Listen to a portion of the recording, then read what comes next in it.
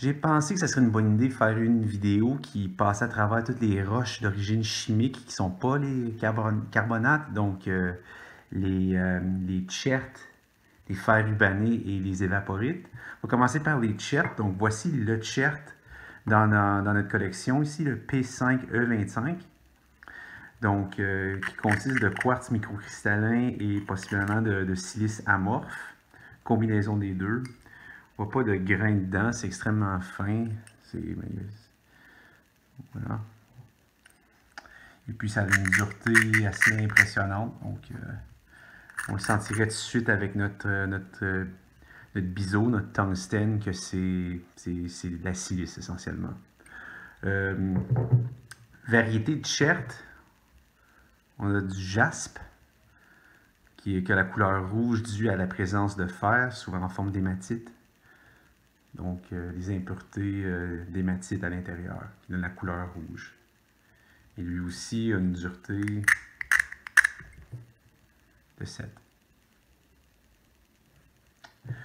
Passons aux évaporites. Ici, on a l'échantillon P5B5, qui est en fait un échantillon évaporitique, la halite, la polyhalite, si on veut aller dans les noms en détail, mais halite, ce serait suffisant, ou évaporite, ce serait suffisant. C'est de la halite.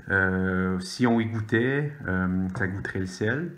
On ne va pas le faire parce que tout le monde est contagieux de COVID-19, donc personne ne lèche les roches. Si une autre évaporite, celle-ci, c'est du gypse, 100% du gypse, forme cristalline ici, en genre de latte ou en forme de pétale, extrêmement caractéristique du gypse. Une roche que du gypse automorphe comme ça, qui ressemble à des pétales de fleurs, ça a un nom qui s'appelle une rose des sables. Typique des environnements arides, désertiques. Très joli.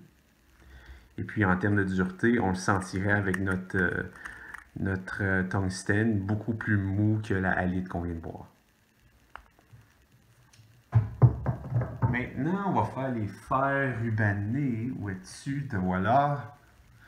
Donc, je ne sais pas si on voit bien le rubanement dans celle-ci. Il y a quelques petits niveaux qui sont plus rougeâtres, qui ont un peu de tchert à l'intérieur. Mais c'est une roche qui est très magnétique. On va essayer de voir si je peux le faire. 4 éléments comme ça. Pas facile à faire avec la vidéo, mais vous voyez que ça tire la main. Comme ça, c'est mieux. Voilà. OK. Je pense que je vous ai convaincu. Une roche pleine de magnétite.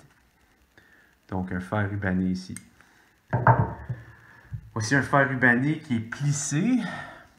Okay. Donc, on note des niveaux qui sont blancs, donc qui sont quartzeux, qui représentent en fait le tchert qui a été métamorphisé, donc qui a recristallisé en bande de quartz. Et puis des zones plus foncées qui sont en fait les oxydes.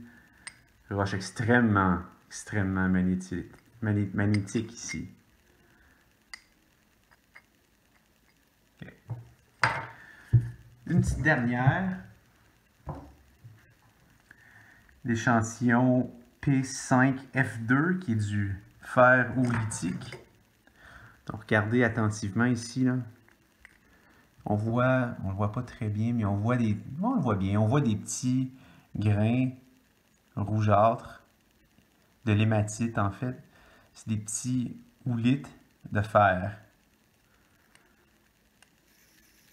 La roche est pratiquement composée à 100% d'oolite de fer. Donc du fer oolitique.